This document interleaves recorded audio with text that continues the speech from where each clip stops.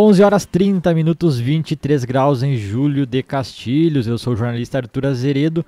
Vamos iniciando o panorama esportivo desta terça-feira. Bom dia, Wendel. Bom dia, Arthur. Bom dia a toda a audiência castilhense, região. Chegamos então para dar destaque à dupla Grenal. Também é um castilhense que está em terras estrangeiras e irá representar nós, inclusive, Arthur, na Champions League do futsal, né? Isso mesmo, é o Everton lá na República Tcheca, pelo Krudin, né? Exatamente, o FK Krudin aguarda aí, já saiu, na real, o adversário na Champions de futsal, mas a gente vai falar logo após a gente fala sobre isso. Vamos às informações da dupla Grenal, então, Wendel. É isso aí, o Inter pode preservar titulares contra o Atlético Goianiense na Copa do Brasil.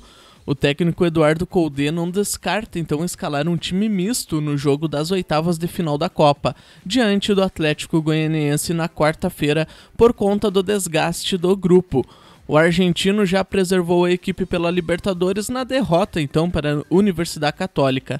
Mesmo se decidir por poupar o time, Coudet deve ter um reforço importante para a partida pela competição nacional. O zagueiro Vitor Cuesta cumpriu suspensão diante do Flamengo no domingo e retorna ao time. A expectativa é que o meia Bosquilha também voltasse ao time titular, mas aí a bruxa rondou o Beira-Rio e o jogador rompeu os ligamentos nesta segunda-feira e deve desfalcar o Inter até o fim da temporada. Vale ressaltar que essa lesão é a mesma que aconteceu com o Guerreiro e com o lateral Saravia. Assim, o provável Inter, então, de Eduardo Coudet contra o Atlético deve ter Marcelo Lomba no gol, o Heitor ou Rodinei, Cuesta, Moledo e Moisés, Musto, Nonato, Praxedes e D'Alessandro, William Potker e João Peglow. Este deve ser então o time que pode enfrentar então o Atlético Goianiense. O jogo aí pela Copa do Brasil, quarta-feira então às 7 horas, com transmissão da rádio 14 de julho. O Internacional que de lá viaja então direto para São Paulo para o próximo compromisso pelo Brasileirão diante do Corinthians no sábado. E o Grêmio, Arthur, o Grêmio aí tem alguns desfalques, mas também conseguiu contratar, conseguiu aproveitar até aqui e muito bem a janela de transferências. Isso mesmo, Wendel. O Robinho e o Luiz Fernando desfalcam o Grêmio contra o Juventude. O Grêmio tem 4 desfalques certos para a partida contra o Juventude, quinta-feira às 21 horas e 30 minutos na Arena, pela ida das oitavas de final da Copa do Brasil. Luiz Fernando e o Robinho, que já atuaram nesta edição da competição por outras equipes, Botafogo e Cruzeiro. Alisson, com lesão no ligamento do tornozelo, e Matheus Henrique, se recuperou da Covid-19, não estarão à disposição do técnico Renato Portaluppi para o confronto. Depois de poupar pelo Brasileirão no final de semana, o tricolor prepara a força máxima para a decisão contra o Verdão da Serra e poderá ter uma surpresa entre os relacionados. Anunciado oficialmente na tarde desta segunda-feira, o centroavante argentino Diego Churin depende apenas de sua regularização no bid para integrar a equipe. Como estava atuando pelo Cerro Porteño, o atacante está em boas condições físicas e pode reforçar o ataque gremista. Sem gol qualificado, os comandados de Renato Portaluppi recebem o Juventude nesta quinta-feira.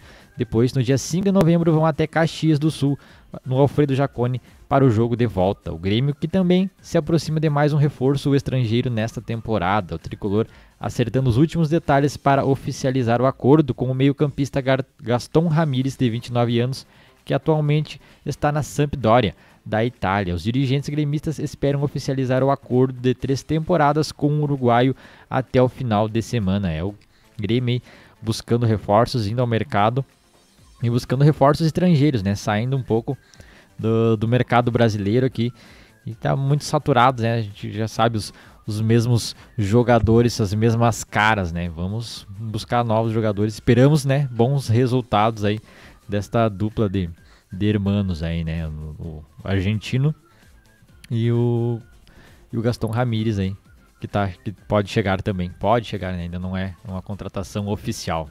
Exatamente. E aí, Arthur, agora a gente tem, né, a UEFA Champions de futsal. Nós temos um castilhense, inclusive, que está reforçando lá a equipe, então a equipe... Isso mesmo, a equipe do Krudin, da República Tcheca, e o Everton. Então, hoje pela manhã saiu o sorteio da UEFA Champions League 2020-2021 de futsal. O adversário, então, será o AK Futsal da Finlândia, isso mesmo. A partida será disputada no dia 29 de novembro, isso mesmo. Então, partida, essa eliminatória aí da Champions de Futsal. AK Crudin, então, contra a FK Crudin contra a AK Futsal da Finlândia.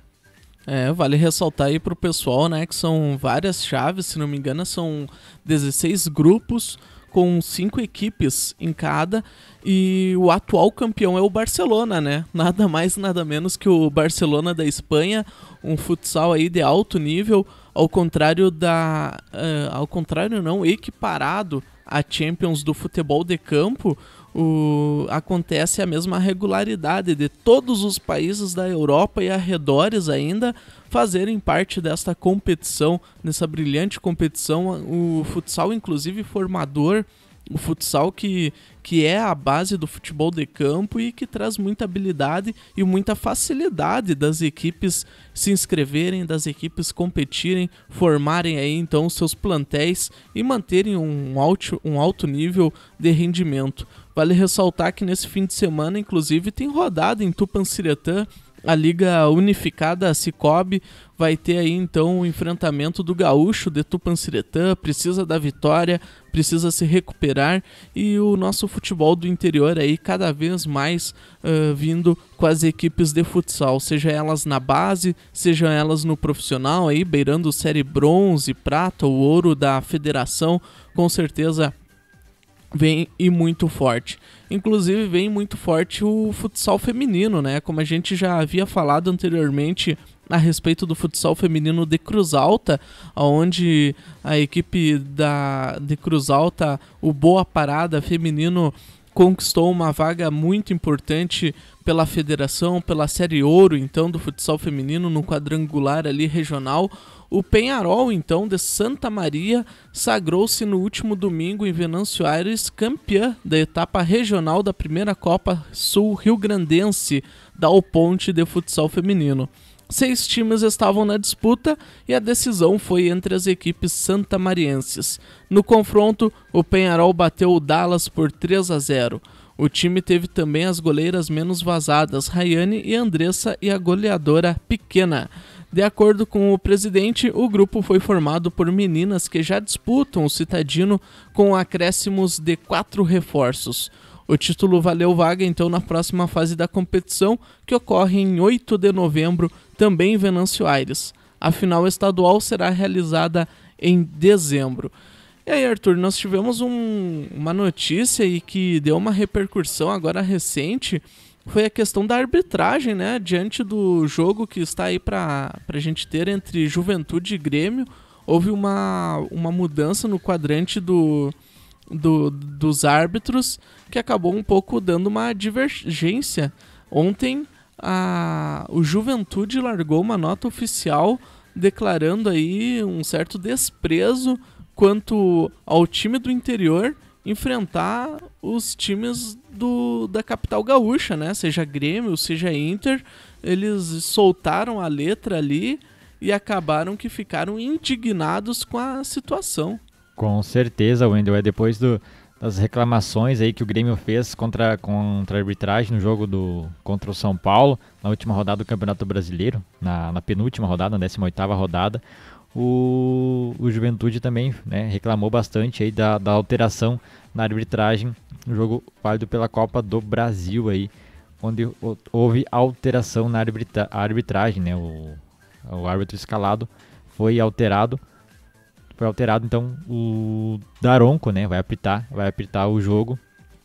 Foi muito, muito contestada essa decisão, por o Juventude acredita, né, ser sido prejudicado, porque as últimas arbitragens do Daronco em jogos do Juventude, o Juventude se sentiu lesado, né, com jogos do Gauchão inclusive.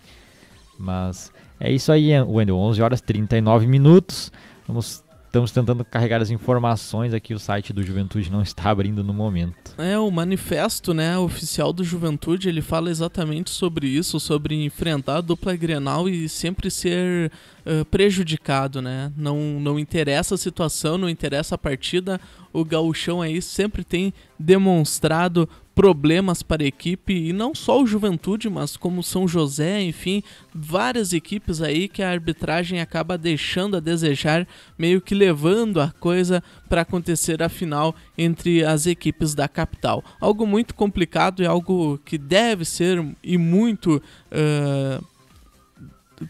contestado e conversado aí fora das quatro linhas. Então é isso aí, encerramos o Panorama Esportivo de hoje por aqui.